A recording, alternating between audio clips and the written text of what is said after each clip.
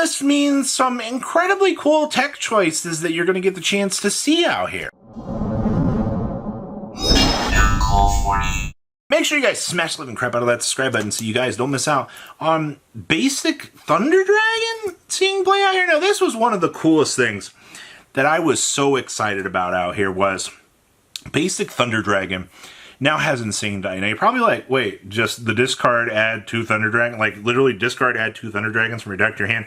Like, Robbie, why aren't we playing this? So, this is actually massive Pendulum support.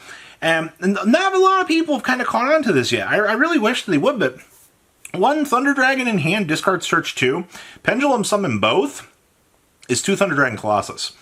Because you were able to do the 1 in hand, so you've triggered a Thunder Dragon effect this turn, which puts 2 Colossus on the field, which means you have 2 walking, talking Floodgates against your opponent. Now, searching for this cheese gimmick out here might be a little bit harder to try to pull off than you might imagine, and you might have to adjust some of your pendulum scales to try to get the perfect numbers out here for the swing of things, if you know what I mean. But I think that this is one of the coolest things we've had return. Now, a lot of people might not have paid attention to this the last time that we had Thunder Dragon Colossus and Pendulums kind of existing together, because I honestly think the splash inclusion of the Thunder Dragon package in, Pendulums was kind of overlooked by a lot of people. Now, I'm not saying, Rush Out Pendulum's going to be broken with this, but I'm saying you got a pretty cool toy here.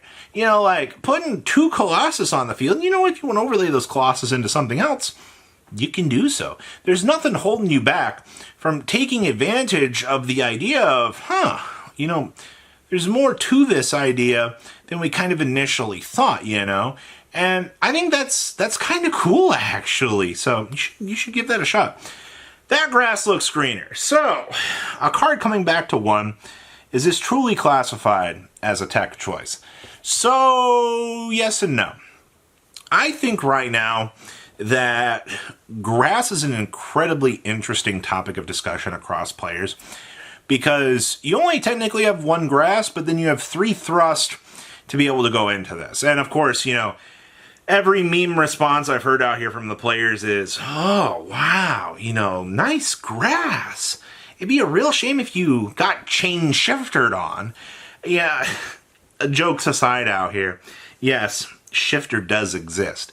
Yes, there are 3 shifters. Yes, if you're trying to play a gimmicky grass deck, you might run into the shifter. It's probably going to happen. All right. You've also got to remember, if you're trying to play grass, you're playing a 60-card variant. So variants might not quite be on your side for the resolution of that grass looks greener. But from what I've gathered out here from this, it is a really cool idea. I will give it to people out here. Seeing the 60-card wish list pile decks return back into the game is very, very cool. Now, whether or not this is limited to Tier, Light Sworn, some 60-card homage pile of Fiendsmith Horus, insert the other 5th, 6th engine that you want to throw at things, you have a lot of cool ideas that I think can be explored. All right, it's just, you're going to have to be patient with, the developments for this. I don't expect these decks to be Tier 1 by any stretch of the imagination. You're probably, Grass coming back with something to kind of excite the casual player into getting the chance to play something a little bit more fun. It was Konami's apology to the meta, in my personal opinion. Runic. So, we're back on the good old Runic train out here. We've reached the point that, Runic, sure, we lost a skill drain. Gosh darn it, like a nice little consistency hit to Pure out here. But that doesn't stop people from wanting to look at Runic as a whole, as a splash package. White Forest is still very much looking like a fun option out here. I think a lot of people kind of forgot that you can do things with this deck. I know, right? You're able to splash Runic. Even Icebearer Runic was coming up as a fun option for people. That's right, I said it. And I've made so much fun of Icebearer Runic on this channel. I think it is a gimmick, and you got to remember, gimmicks are gimmicks. But that doesn't stop people from wanting to look at these gimmicks and go, wow, like I kind of just want to have some fun with that. What if I could play Runic in this deck and, with this sub-engine, make this board, and, use Fountain to kind of like be the little extra stuff. Well, that's fine. That's the thing that I think people don't really view Runic as the problem in right now is, oh boy, little combo engines. Oh, okay, you have a little interaction here or there. Like that's kind of cool, but that's just that, honestly. It gives you some interesting perspectives for the cool little things that you can do with this. So yes, you should consider splashing some of the Runic stuff out here. I think you would honestly have a lot of fun with the Runic stuff. You got to be patient when, you're looking at a build. Because, you got to figure out how much of the sub-engine you want to play with the Runic stuff to kind of get that optimal splash of how many Runic spells do I need to have this optimized. Now, speaking of Runic out here, Tyrant's Tirade. I've had a lot of questions from people from my personal profile going, how in the heck is Runic getting 2 monsters on the field? And, people are here wandering around. They're consulting an orb. They're like, why is he playing Tyrant's Tirade? You're like, and I'm sitting here, I'm like, what is literally got you all pondering that is so confusing about playing Tyrant's Tirade? It's tribute 2 monsters. So you got a couple of options that you can do with this. You can deploy a Runic spell card to put any body on the field. And then if you're playing Inspector Border, a Mono Watto, or, you can set the Mono Watto if need be, or you can, oh my gosh, my Inspector Border. Okay, I contribute that as well. These are things that you can do to use the Tyrant's Tirade. But then we have something in the archetype called Sleipnir that generates a token when your opponent has a card from deck to hand.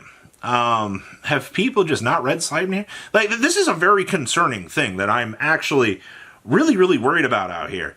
That so many people have looked at, Tyrant's Tirade and they're just so extremely confused as to what has led to this, amazing, thing out here. And I don't know. I'm concerned. I really am. Reading is not at the all-time high across these Yu-Gi-Oh! Players' minds. But yes, I think Tyrant's Tirade is a very good card. Obviously, things like Dimensional Fissure might kind of come back into the equation as well. Runic is the world is its oyster right now. There are so many things that you can explore with the deck right now and deal with. Oh yeah, skill drain going to 1? Sure. Okay, cool. Problem solved. Yay. Fiendsmith. So Fiendsmith is returned back to being a splashable engine. Honestly, getting rid of the Lacrima was a good hit. Now, Aerial Leader and Necroequip actually both have purposes now, even though they had purposes before. But getting rid of Lacrima needed to go because its burn effect was so gosh darn stupid.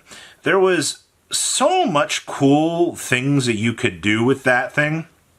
I don't necessarily like that card. It was a little bit rough. Also, being an auto rank 6, that was rough. But now we found ourselves looking at the Fiendsmith package as this incredibly cool deck engine that allows you to make Desiree, or, you can make the Necroequip on into the Fiendsmith, and then, you'll lose the chance to pop something if you're going second with it. But I think that's fine because you can still get access to the Wave King Kaiser as an end board piece out here, and that's fine. I think the Fiendsmith stuff being a splashable package, or, 2 monsters go into this potential negate, I think that's fine. Honestly, they did a good job allowing Fiendsmith to still kind of stick around out here and do this relatively cool niche interaction and still have it be, cool. And they didn't want to hurt the investment on it. Honestly, also getting rid of Beatrice was one of the best calls that the TCG could have ever actually made. We don't have to deal with that with the Fiendsmith stuff. And that's good. I'm so happy with this. So those are the early tech choices I think we're going to be experiencing out here. So what do you guys think? Please leave a comment down below. Tell me what you guys think. I'll see your beautiful faces back here later in the day, guys. Peace out. Patrons, thank you.